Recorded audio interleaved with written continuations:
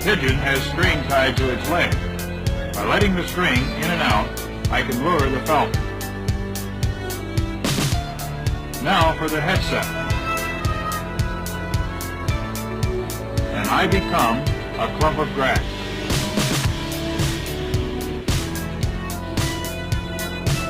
My human bird trap is all ready for action. A final check. The peregrine hasn't changed position. Still just well out of the way. I don't want the bird to see the bait. In a pigeon flats like this, a falcon thinks it's injured and an easy meal. Here she comes.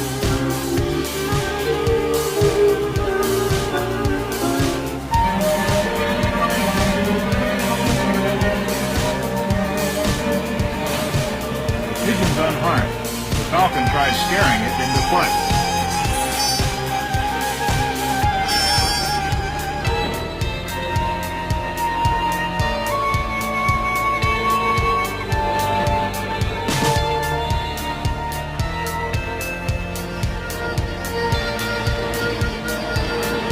He's only hitting the wing, but now the falcon's sure he's wounded.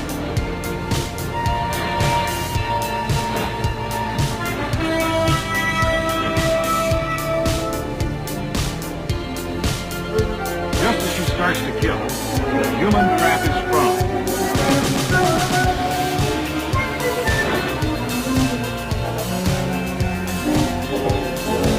He still doesn't know what's holding him.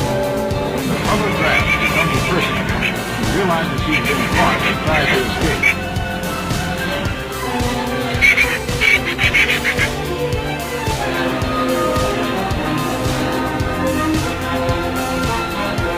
This is the most difficult part, trying to subdue a terrified bird.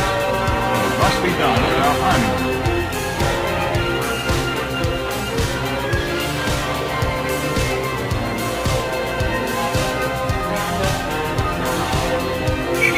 She must be held gently, but firmly.